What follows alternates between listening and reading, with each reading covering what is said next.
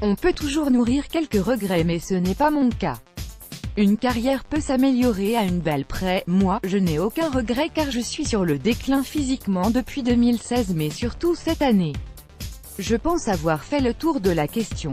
J'ai du mal à repartir de la maison maintenant, de devoir dire à ma petite que je repars, de devoir justifier ses départs et de lire la déception dans ses yeux. Je vibre aussi moins par le ski et j'ai plein d'autres projets derrière qui prennent de plus en plus de place. Je me dis qu'il y a un après et que celui-ci va être sympa.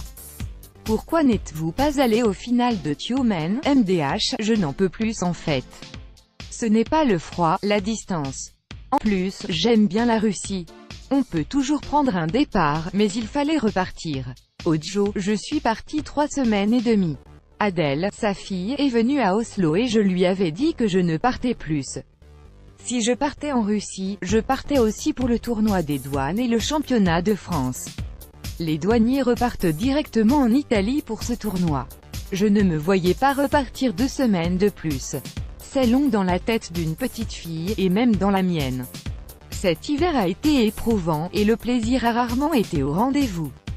Quand avez-vous su que c'était bientôt la fin, MDH? En fait, je l'ai su rapidement et puis c'est un ensemble de choses. Du mal à partir de la maison en est une. Le biathlon ne me fait pas autant vibrer qu'avant.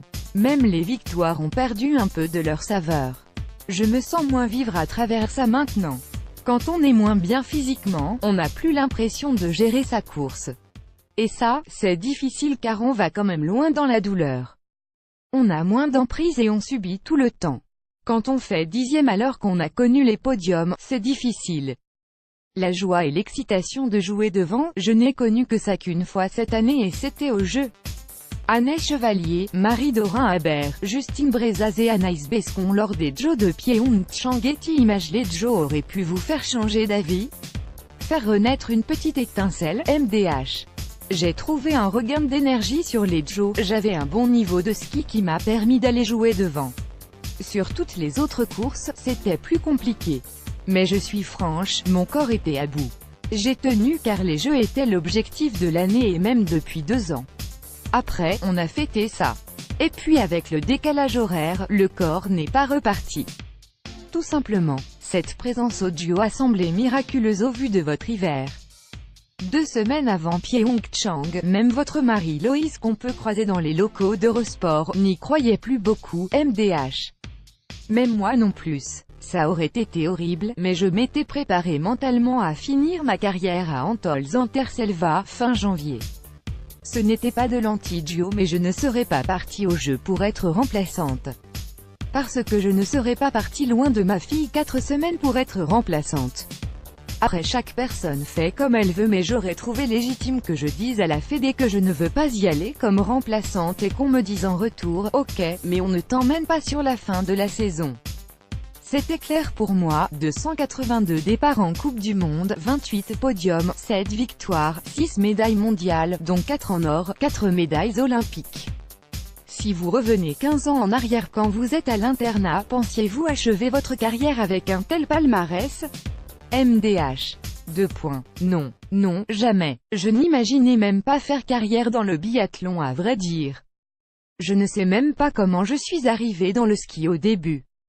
Je n'ai pas de souvenirs qui me permettent de dire que c'était mon rêve. Mais je suis une grosse compétitrice dans l'âme. Le milieu de la compétition m'a énormément plu. Après, on se prend au jeu quand ça se passe bien. Au début, j'aimais bien faire du sport, être dehors et après, j'aimais bien les dossards, rire, vidéos, sourire, cotillon et champagne. Revivez l'arrivée de la dernière course de Marie-Dorin Habert. À quel moment est arrivé ce déclic? De vouloir gagner des courses, MDH. 2 points. Il est arrivé super vite en fait. Avec les premières compétitions, j'ai commencé le ski de fond à 13 ans.